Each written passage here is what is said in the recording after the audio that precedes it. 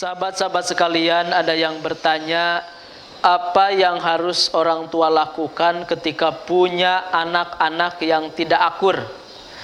Sahabat-sahabat yang dirahmati Allah, jika kita dikondisikan ya punya anak yang satu dengan yang lainnya, kakak adik itu berantem terus, bertengkar terus, gitu, tidak akur terus, maka setidaknya ada 4 hal yang harus kita lakukan.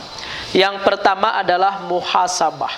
Muhasabah kepada diri kita sendiri, karena anak itu sejatinya ya kertas putih yang tergantung kita lah mau menuliskan hitam, putih, merah dan lain sebagainya. Anak itu bagaikan pita kaset yang lagi masih kosong, ya, yang apa saja yang terdengar oleh anak, yang terlihat oleh anak, yang hadir di fenomena di depan anak, maka anak akan meniru. Jadi muhasabah, jangan-jangan kita yang salah. Salah apa?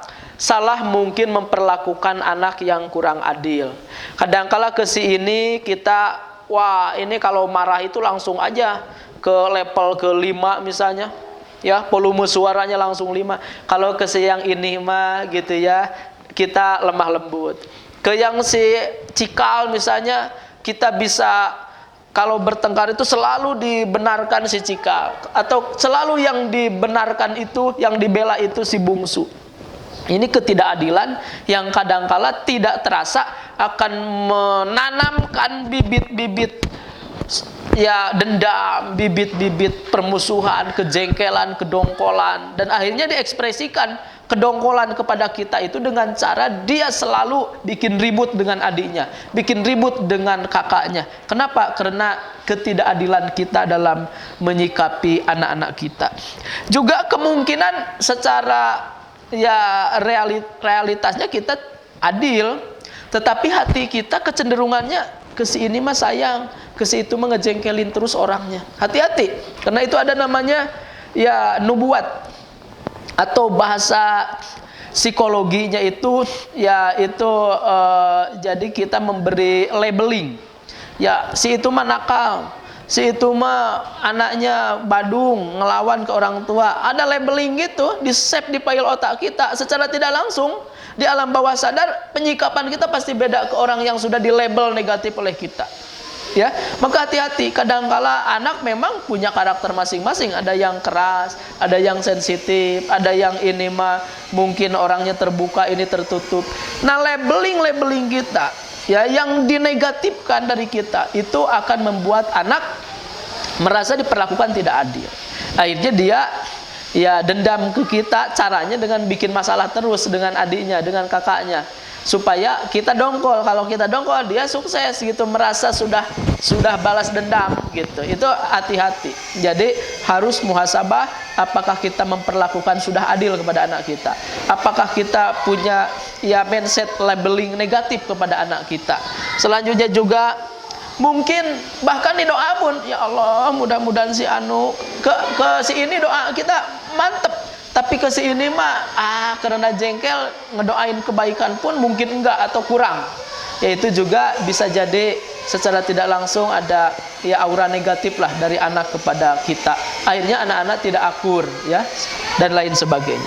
Selanjutnya, kalau ternyata hasil muhasabah ini memang anaknya insya Allah saya mah sudah lurus, saya mah sudah adil, saya sudah baik.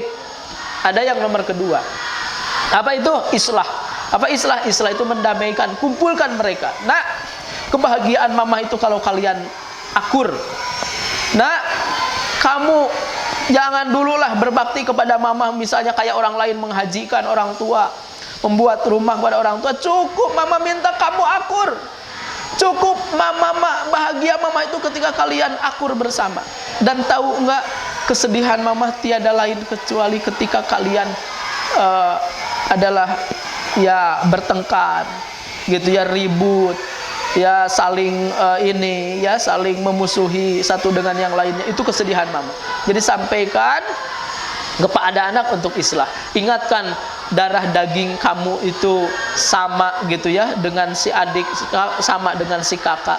Sejelek-jeleknya saudara yang akan membela kita, yang akan menolong kita, yang akan peduli kepada kita, hanya saudara. La yu'minu ahadukum hatta yuhibba li ma yuhibbu li nafsi.